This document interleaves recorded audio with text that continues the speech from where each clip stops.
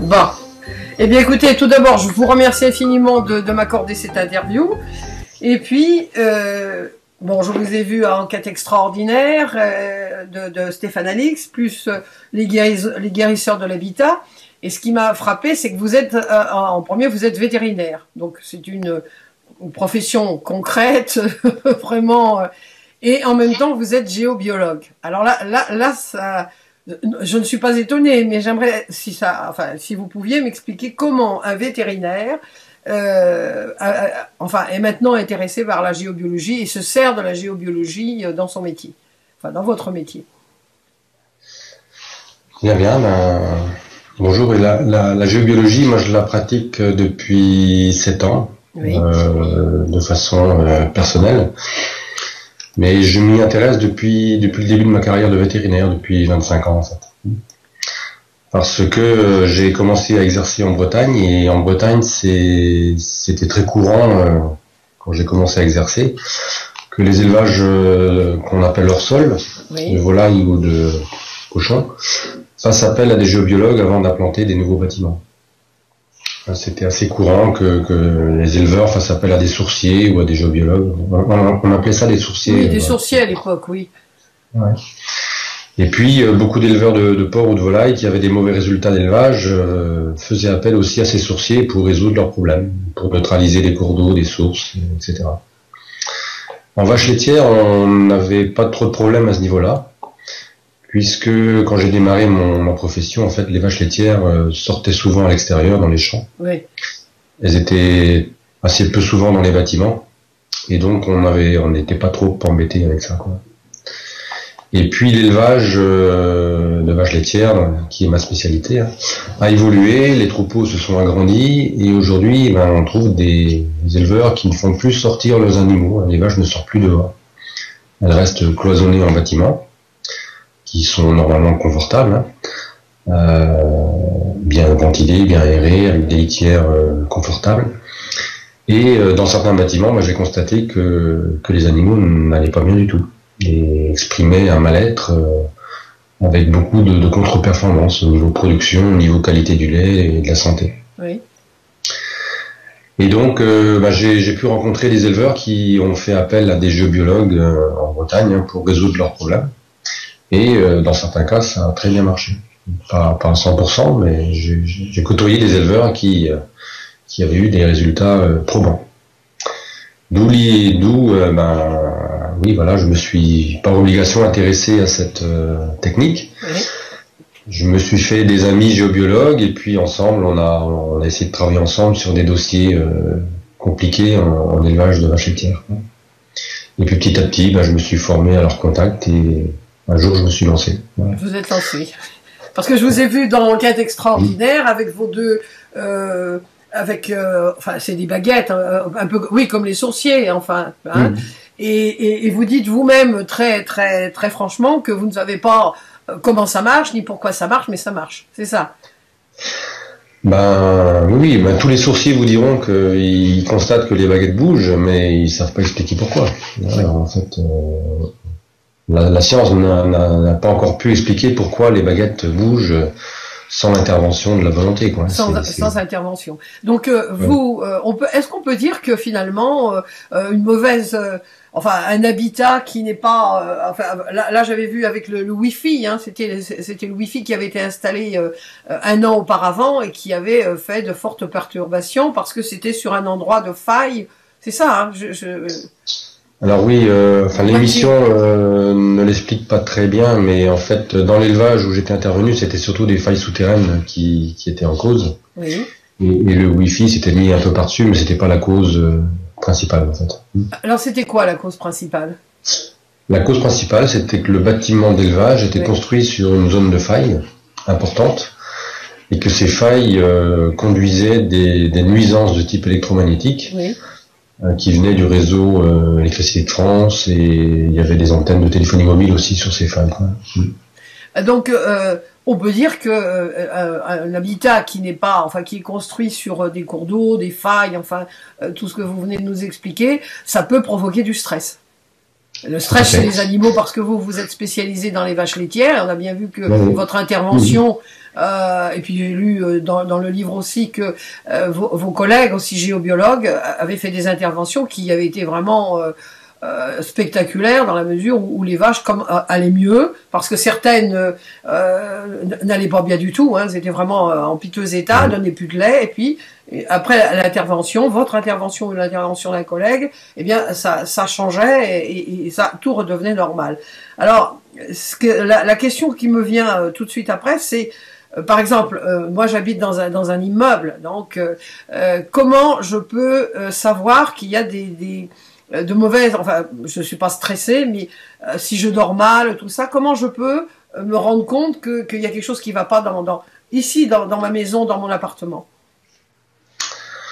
Alors, on n'est pas tous sensibles de la même façon. Oui. Hein, il y a une variabilité individuelle énorme. Il y a des individus qui ne ressentiront rien du tout, quelle que soit la nuisance. Hein, ils resteront en bonne santé, ils auront un bon sommeil. Et puis, il y a d'autres individus qui sont extrêmement sensibles, hypersensibles, on va les appeler, hein, et qui eux, dès qu'il y aura une petite nuisance, seront mal, exprimeront un mal-être ou du stress. Donc on n'est pas tous égaux devant ce genre de nuisance. Comme les animaux, dans un troupeau de 100 vaches laitières, oui. Vous allez avoir 10 vaches qui, elles, sont hypersensibles et elles vont déconner dès qu'il y aura un problème, un stress.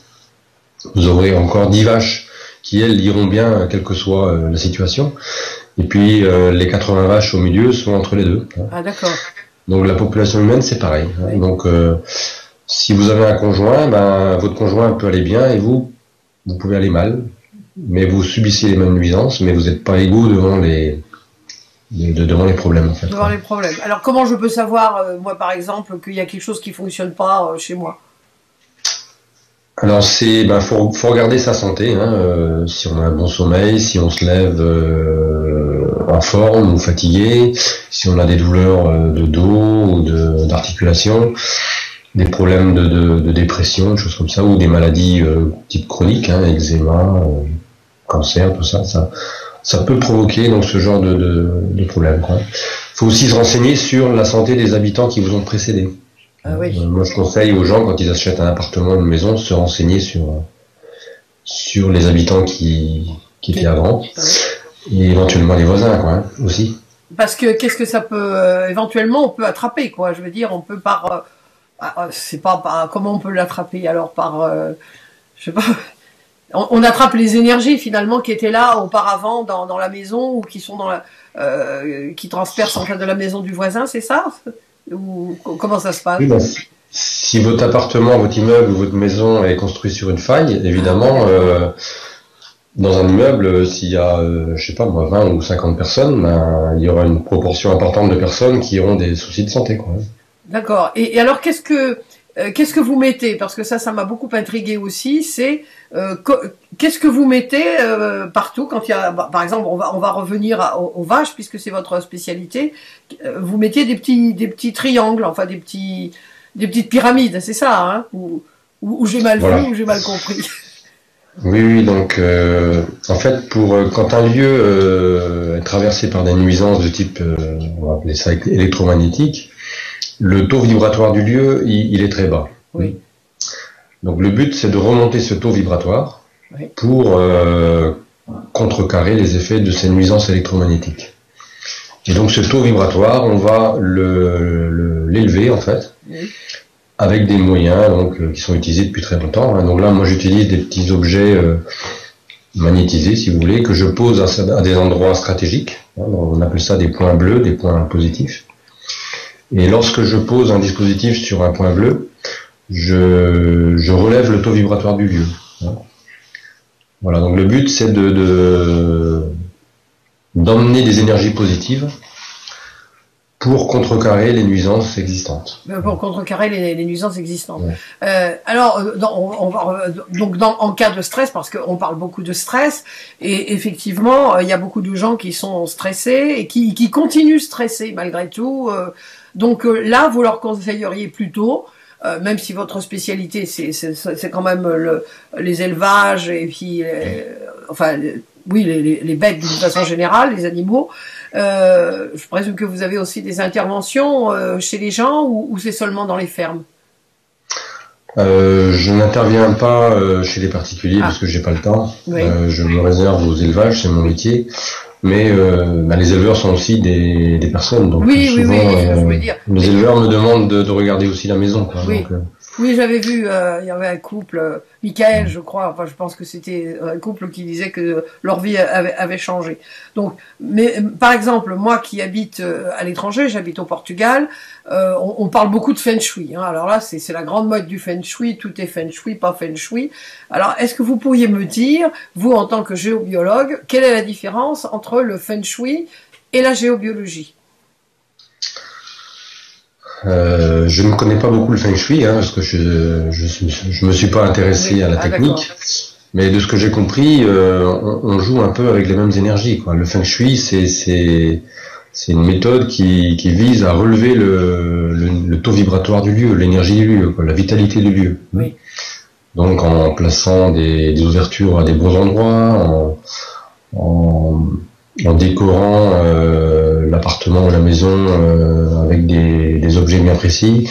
Donc on va relever l'énergie vitale du lieu, en fait. Hein. On travaille avec les mêmes principes, sauf que la technique est différente. Mais est-ce que il me semblait pas que le Feng Shui, enfin ça m'avait semblé, le peu que j'en ai lu, enfin j'ai lu aussi et j'ai vu dans le film de Stéphane Alix, il me semblait que c'était un peu différent, que eux axaient plutôt sur enfin, je me trompe peut-être, hein, parce que en réalité non, je dis une bêtise, parce que aussi en Extrême-Orient, avant de construire un immeuble et tout, ils font. Nous, on voit plutôt le Feng Shui d'une façon un peu légère, il me semble, en Occident, enfin en Europe, où c'est plutôt les objets, les trucs, les machins, alors que eux, avant de construire un immeuble, ils font un état des lieux, quoi, en quelque sorte, au plan géobiologique. Ce que vous conseillez aussi aux personnes, enfin aux éleveurs, c'est-à-dire qu'avant de construire, peut-être, c'est plus des étables, enfin ces étables modernes, tout ça, ça serait peut-être de faire une étude. Ça vous arrive de faire une étude géobiologique avant de construire quelque chose, une étable ou... Oui, il m'arrive régulièrement, oui, de répondre à ce genre de demande. Oui, oui. Et ça, c'est la meilleure façon de procéder. Hein. Avant de construire, on fait un état des lieux avant pour voir si on peut, s'il faut déplacer le bâtiment de quelques dizaines de mètres, on le fait. Ouais. Mmh. Alors, pour terminer, je voudrais vous demander comment ça s'appelle. Vous savez, les installations, comment on appelle ça, vous savez, les grands pylônes électriques qu'on voit dans nos campagnes, vous savez, il y a parfois, on dit, enfin moi j'ai eu le cas ici au Portugal de 2-3 clientes dont les enfants et elles-mêmes avaient eu un cancer parce qu'elles étaient à quelques mètres, vous savez, de ces énormes, je me rappelle plus comment on appelle ça en français, ces pylônes électriques, vous savez. Des pylônes de haute tension. Ouais. Voilà, c'est ça, de haute tension. Alors, est-ce que vous, en tant que géobiologue, est-ce que il y a il y a un rapport entre les cancers de ces personnes qui ont été avérés, hein, ça je peux l'attester, et ces pylônes? Est-ce que vous pensez que il y a un rapport entre les deux? Alors un pylône de très haute tension, évidemment, s'il est mal positionné, par exemple sur une faille, hein, il peut interagir avec des immeubles ou des maisons.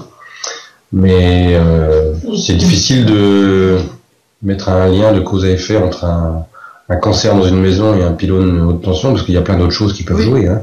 Il y a l'hygiène de vie des gens, il y a leur santé, leur harmonie dans le couple, dans le travail, le stress quotidien. Moi, j'accorde beaucoup d'importance à la chambre à coucher aussi. Hein. Ah oui, justement. La chambre à coucher... souvent, elle comporte des nuisances de type électrique, hein, faciles à enlever. Hein. Régulièrement, moi, je regarde des chambres à coucher de gens qui ont des problèmes de sommeil, ou des migraines, ou des mal de dos. Souvent, on trouve des gens qui dorment sur des lits électriques. Donc, ça, c'est pas génial non plus. Hein. Donc, on dort avec des moteurs sous le lit.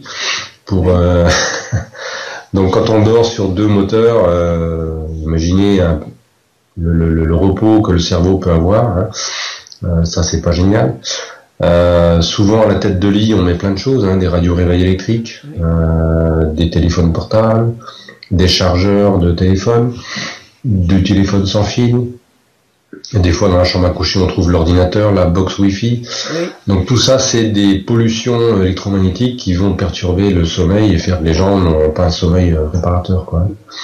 Donc avant d'aller chercher les pylônes de tension autour de chez soi, faut faire le ménage dans la chambre à coucher, quoi, et regarder sur quoi et à côté de quoi on dort. Alors là, moi, quand j'ai lu, enfin j'ai entendu ce que vous disiez avec Stéphane Alix et puis le livre d'Audrey, moi je souffre d'apnée du sommeil, donc j'ai un truc électrique sur la figure pour respirer. Alors bon, alors où je l'enlève, parce qu'après ça j'ai essayé plusieurs fois de l'enlever et je dors mal, je dors pas parce que effectivement c'est pas une apnée très grave, mais bon c'est nécessaire. Alors mais c'est électrique. Forcément. Alors je me suis dit, là, c'est quelque part, c'est à double tranchant mon histoire. Oui, mais la pompe, enfin c'est une pompe électrique, j'imagine. Hein. Oui, ça pompe l'air, hein, c'est pas de l'oxygène, ça pour m'aider à respirer quand il y a un problème. Oui, mais le moteur électrique, il est assez loin de votre de votre tête, non? C'est à côté. Non, je suis relié à un tuyau, non, il est très près de ma tête justement. Très près.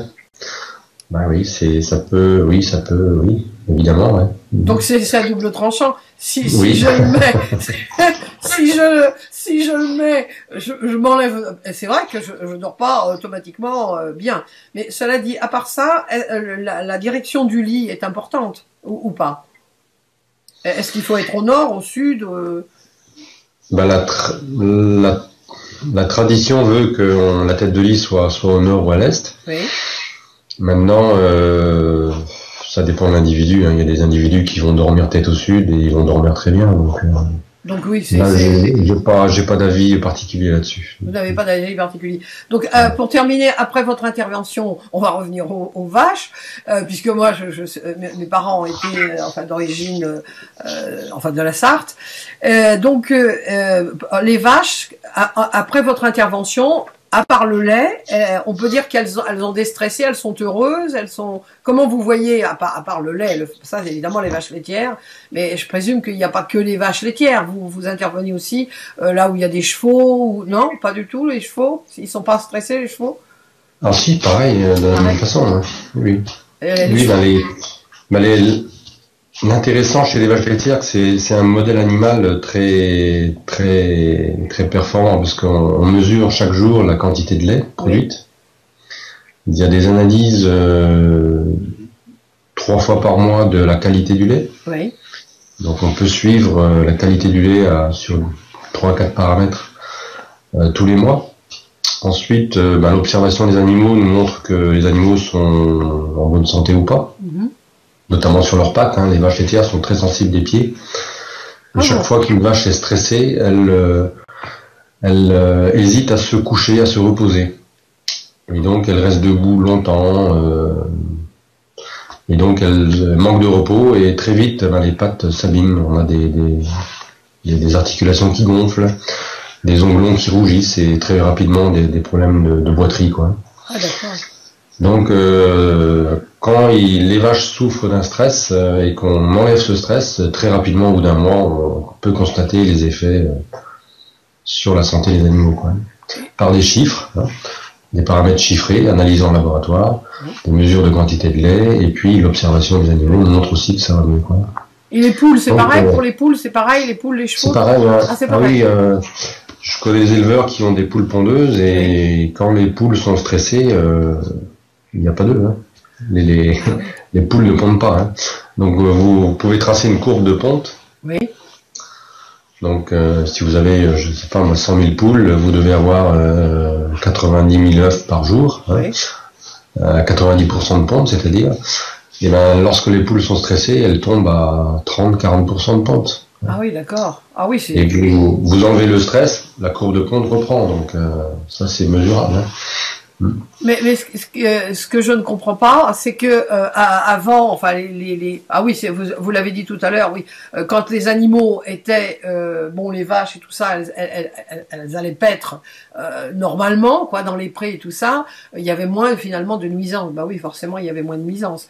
Donc oui, c'est bien. Écoutez, est-ce que le fait que vous soyez vétérinaire vous aide dans votre travail de géobiologue auprès des cultivateurs, auprès enfin des éleveurs, ou est-ce que non, finalement, parce que c'est quand moi j'ai trouvé ça extraordinaire, j'ai entendu et j'ai lu que des cultivateurs normalement on a plutôt l'habitude de penser qu'ils sont quand même pas très branchés sur ce genre de choses, ils fassent appel à vous.